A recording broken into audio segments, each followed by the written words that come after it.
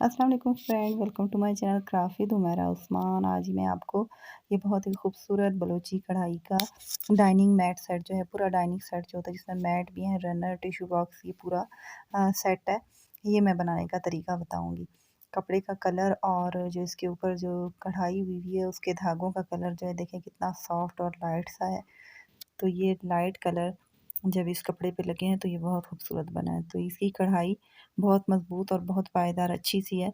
अगर कपड़ा मज़बूत है तो उस पे कढ़ाई भी इस किस्म की, ये देखें, ये बलोची कढ़ाई है और बहुत नीट और काफ़ी अरसा चलने वाली, क्योंकि ये जितना भी इस्तेमाल होगा ये कढ़ाई ख़राब नहीं होगी। तो ये बहुत ही आसान तरीके से होता है। तो चले मैं आपको बताती हूँ कि मैंने किस तरह से किया।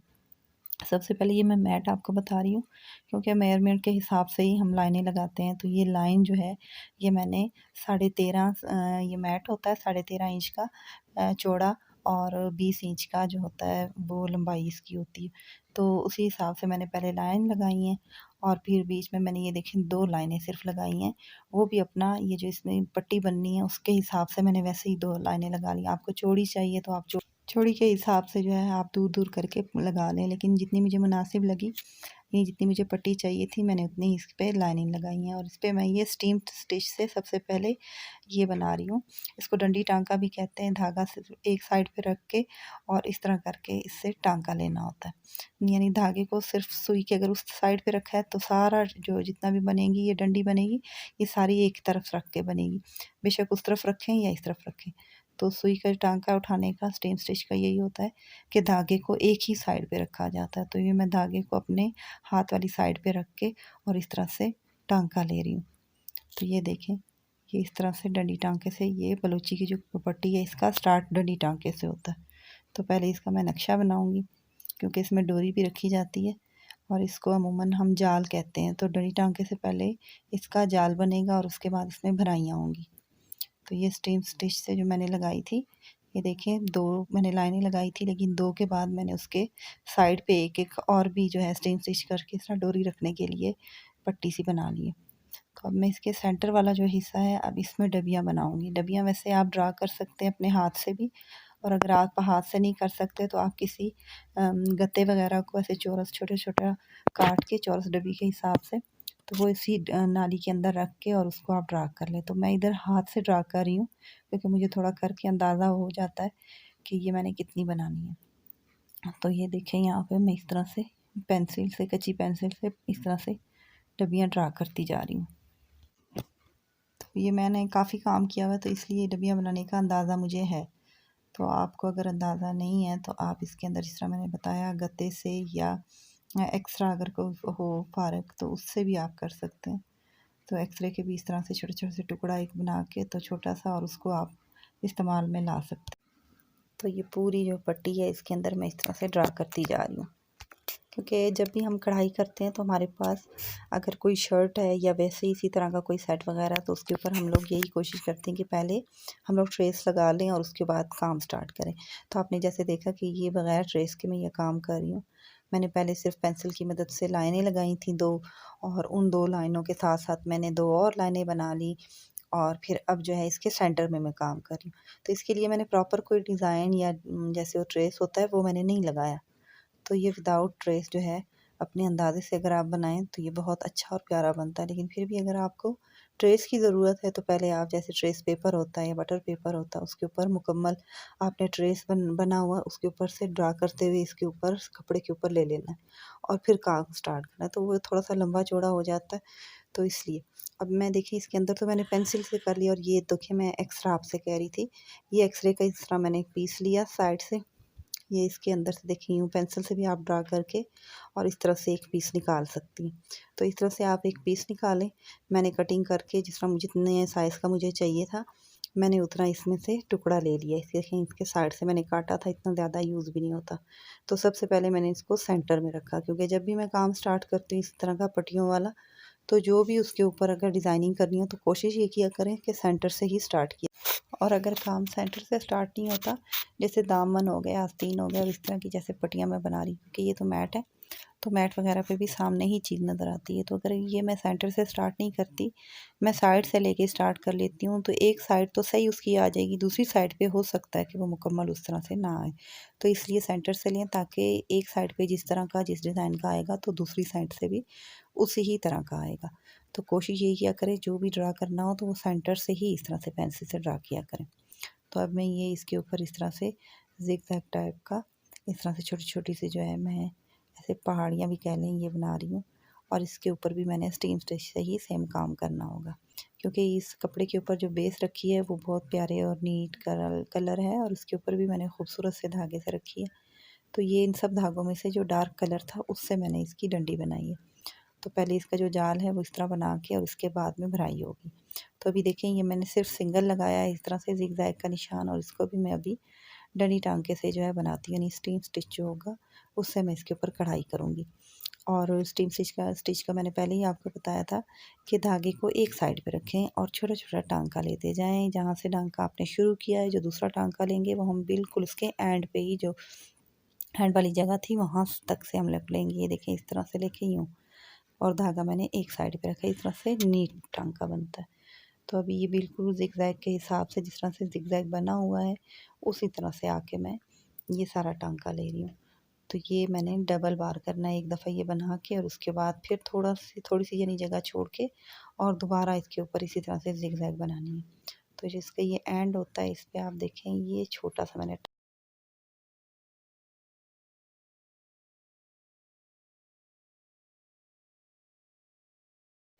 और देखिए ये लास्ट वाला जो टाँका होता है वो छोटा-सा लिया जाए तो हम दूसरी तरफ मुड़ के आसानी से जा सकते हैं।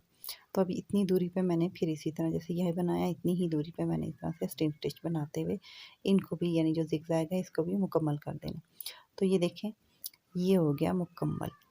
यहाँ से भी और यहाँ से भी ये बराबर आ गया ऊपर नीचे। आप देखें यहाँ पे भी 2-2 लाइनें लगी हैं और वहाँ पे भी लगी। तो अभी एक साइड पे थोड़ा-सा धागा बचा हुआ है उससे मैं आपको इसके बीच में जो मैं पंजियाँ बनाऊँगी छोटी-छोटी सी वो मैं आपको बताती हूँ। ये देखें ये मैंने पंजियाँ बनाई हैं, पंजियाँ इसके अंदर भी बनेंगी और ऊपर की साइड पे भी बनेंगी। ये बलूची की सबसे ज़्यादा नीटनेस और खूबसूरती देने वाली चीज़ होती है। आप बलूची में जितना भी काम कर लो लेकिन जब तक पंजियाँ-शंजियाँ नहीं होंगी तब तक बिल्कुल भी मज़ा नहीं आएगा। तो ये छोटी-छोटी सी टिप्स होती हैं अपनी कढ़ाई को मज़ीद एनहांस करने के लिए। अब जो ये पंजियाँ बन रही थी देखिए मैंने दोनों साइड से पंजी को बराबर लेके यानी 2 जो टाँके वो बराबर लिए और सेंटर वाला थोड़ा-सा ऊपर करके लिए। और अब इसी तरह से ये जो ऊपर वाली साइड है वहाँ पे भी मैं इसी तरह की देखिए नीचे भी अंदर डालूँगी पंजियाँ और ऊपर भी। अमूमन ये होता है कि इसके अंदर शीशा लगता है और इसकी भराई होती है, लेकिन मैंने इस डिज़ाइन में यहाँ पे पंजियाँ छोटी-छोटी सी दे दी हैं और ऊपर भी मैं पंजियाँ दूँगी ताकि ये मज़ीद खूबसूरत लगे। तो ये क्योंकि विदाउट शीशे वाला काम है तो अगर शीशा लगता तो फिर मैं सेंटर में यहाँ पे शीशा लगा लेती। तो अब मैंने पंजी इसमें डाल दिया और ऊपर भी इसी तरह की देखिए पंजियाँ।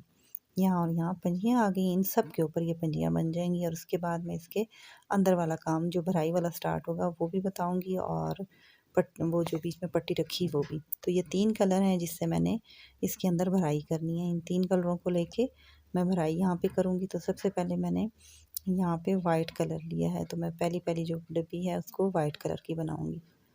तो यहाँ पे जो मैंने पहले निशान लगाए थे ये मैट पे, तो ये निशान जो हैं और कढ़ाई जो है उससे ज़्यादा रखनी होती है क्योंकि कढ़ाई सिलाई में आ जाती है और ये खुला कपड़ा है। अगर बना हुआ मैट है तो उसके ऊपर आप प्रॉपर जितना मैट होगा उतनी ही कढ़ाई करेंगे। लेकिन अगर आपका मैट जो है अनस्टिच है तो आपने वहाँ पे स्टिचिंग मार्जिन भी कढ़ाई का रखना है ताकि वो कढ़ाई उसके अंदर आ जाए और प्रॉपर जो है मैट वो मुकम्मल सिलाई में हो और कढ़ाई उसके ऊपर अच्छी सी कढ़ाई नज़र आए। तो ये मैं सबसे पहले जो भराई करने वाली हूँ तो ये मैं वाइट से करी, तो आप देखिए मैंने टाँका बिल्कुल सेंटर से लिया। जैसे हम शीशे के ऊपर से टाँका लेते हैं, ये भराई वाला टाँका भी इसी तरह से है कि हमने अंदर से एक ही जगह से टाँका लेते हुए ये चौरस जो डिब्बी है इसको चारों तरफ से मुकम्मल करना है।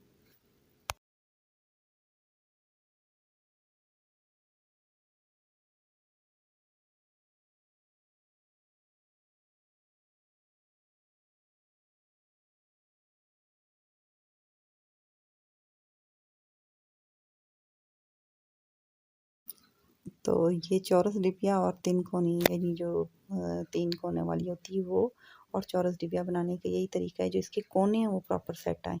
तो कोना बनाने के लिए ये जगह आप ज़रूर देखें। यहाँ पे देखें ये बिल्कुल कोने वाली जगह है, तो उसको मैं किस तरह से कोने को बंद करूँगी। अगर मैं वैसे ही टांका नेक्स्ट ले लेती हूँ तो वो जो है खूबसूरत नहीं आएगा, यानी कि ये वाला जो कोने वाला टांका ये मुड़ के ऊपर आ जाता है। तो यहाँ पे मैं बिल्कुल इसको यहाँ फिक्स करके बंद कर लूँगी और बाहर की तरफ से टांका लेके, और यहाँ यानी कि ये देखें ये नीचे से टांका लेके वापस इसके अंदर ले रही हूँ और यहाँ से ये बंद हो गया, यहाँ से बंद हो गया। अब मैं ये दूसरी साइड स्टार्ट करूँगी। फिर जैसे इसके कोने पे आऊँगी तो यहाँ पे भी मैं इसी तरह से टांका लेके बंद करके फिर आगे से दूसरी ये जो तीसरी साइड होगी उधर चली जाऊँगी। यानी जो ये कोना है वो प्रॉपर इसमें साफ़ आना चाहिए। अगर कोना आपका सही नहीं बना तो आप जितना भी काम कर लेंगे तो लास्ट वाला जो कोने वाला टांका है वो उभर के ऊपर आएगा और बिल्कुल भी नीटनेस नहीं आएगी। ये सारा काम बुरा लगेगा।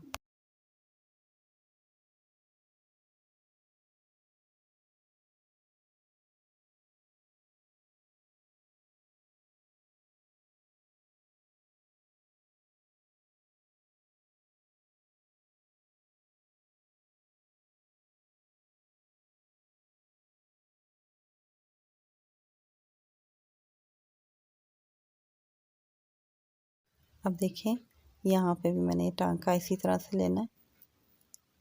ये देखें ये लेके और मैं दूसरी तरफ से गई हूँ, क्योंकि यहाँ पे भी मैंने बंद किया और बंद करने के बाद देखें ये मैं दूसरी साइड पे गई हूँ।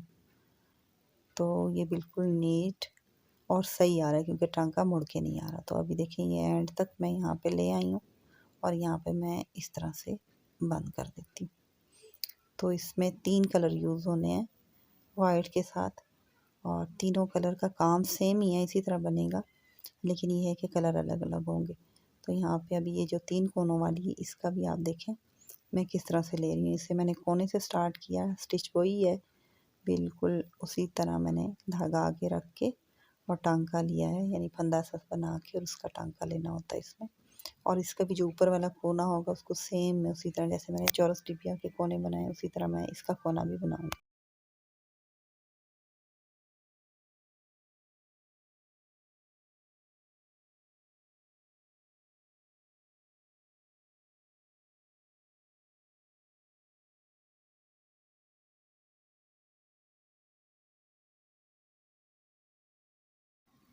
और यहाँ पे देखिए ये नीचे से टांका लेके वापस अंदर की तरफ मैंने निकाल दिया। तो ये टांका भी यहाँ से बैठ जाएगा और इसकी ये दूसरी साइड भी इसी तरह से मैंने कंप्लीट कर लेनी है। और ये सारी डिब्बियाँ इसी तरह बनेंगी, कलर चेंज होगा, लेकिन अभी मैं यहाँ पे आपको डोरी बताती हूँ कि इसकी डोरी कैसे रखनी है। तो ये देखें यहाँ पे मैंने तकरीबन 4 जो हैं धागे, वाइट जो धागे थे उसको 4 धागे लिए हैं। ये देखें 1 2 3 4, ये 4 हैं, और ये देखें 1 2 3 4 खोल के दिखा देती हूँ, ये 4 हैं। और इसको यूँ एक दूसरे के साथ मुकम्मल सेट करके इस नाली के अंदर रखना है, और ऊपर से जो जिस धागे से मैंने डंडी टांका किया था, ये यानी जाल बनाया था, उसी से मैंने इसके ऊपर छोटे छोटे से टांके ले लेने हैं, ताकि ये जो डोरी है वो मजबूती से बैठी रहे। क्योंकि ज़्यादातर उभरा हुआ जो काम होता है वो नहीं पसंद किया जाता। हमेशा जो है कपड़े के साथ फिक्स बैठा हुआ काम जो है वो बहुत खूबसूरत और नीट भी लगता है, और इंसान उसे यानी काफ़ी अरसे तक हम यूज़ भी कर सकते हैं। जो उभरा हुआ काम होता है वो इस्तेमाल में बहुत जल्दी रफ़ हो जाता है, ख़राब हो जाता है। तो इसके ऊपर मैंने इस तरह छोटे-छोटे से मैंने टाँके लेने हैं।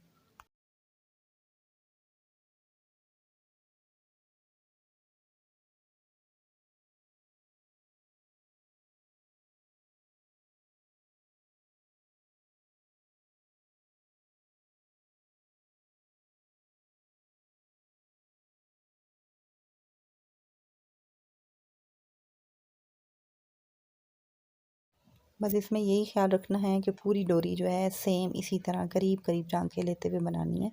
ऊपर भी और इसी तरह टाँके इसी तरह होने चाहिए करीब-करीब, यानी ज़्यादा खुला-खुला ना हो। क्योंकि खुला हो के इतना नीट नज़र नहीं आता, तो करीब-करीब होंगे तो वो बहुत खूबसूरत नज़र आएगा। तो ये देखिए यहाँ पे मैंने ये पूरी डब्बियाँ जो थी वो भी साथ-साथ बना ली और इसके अंदर धागा भी रख दिया। तो ये देखिए 3 कलर हैं, 3 मैंने इसी तरह रखे। तीसरा मैंने वाइट पहले बनाया था। तो यहाँ पे मैं एक दफ़ा फिर आपको थोड़ा-सा दिखा दूँ कि ये मैंने किस तरह से बनाया था। और ये देखें यहाँ पे ये टाँके लेते हुए बिल्कुल ये डिबिया उसी तरह बनेगी जैसे मैंने वाइट बनाई थी। तो अगर आपको मेरी वीडियोस अच्छी लगती हैं तो प्लीज़ मुझे इस पे मैं वो जो है कमेंट बॉक्स में कमेंट भी किया करें, शेयर भी किया करें। और अगर आप मेरे चैनल पे न्यू हैं, अगर आपने मेरा चैनल सब्सक्राइब नहीं किया तो बाय चांस मेरी वीडियो देख रहे हैं तो काइंडली मेरे चैनल को ज़रूर सब्सक्राइब कर लें, क्योंकि मैं लॉन्ग वीडियोस होती हैं वो ज़रूर हफ़्ते में 1 या 2 हफ़्ते बाद मैं डाल लेती हूँ, और जो शॉर्ट्स होती हैं वो तो शायद मैं डेली ही डालती हूँ। तो ये देखिए ये काम कितना हो गया है, ये देखिए दोनों कॉर्नर इसके बन गए हैं, क्योंकि ये टेबल मैट है और ये कॉर्नर वाला मैट बनाया है ताकि दोनों साइड से जो है इसकी कढ़ाई हो जाए। तो आप एक साइड पे भी रख सकते हैं। तो ये इसके बीच में जो कपड़े की खिंचाव सी आई हुई है, ये इस्त्री करके यानी कि बैक साइड पे आपने पानी लगा के इस्त्री करना है और ये काम बैठ जाएगा। तो आपको ये कैसा लगा मुझे ज़रूर बताइए। तो ये देखें ये टिश्यू बॉक्स है, इसके साथ टिश्यू बॉक्स पे सिर्फ वो जो ज़िगज़ैग वाली लाइन लगाई है, ये रनर हो गया। और रनर के साथ यानी 4 मैट यानी 4 इसमें हैं और 4 जो है वो दूसरे पैकेट में मैंने रखे हैं। तो ये हो गए 8 मैन सेट है ये डाइनिंग टेबल का। तो ये बहुत खूबसूरत सा बना है। आपको कैसा लगा मुझे ज़रूर कमेंट्स बॉक्स में कमेंट करके बताइएगा। अल्लाह हाफ़िज़।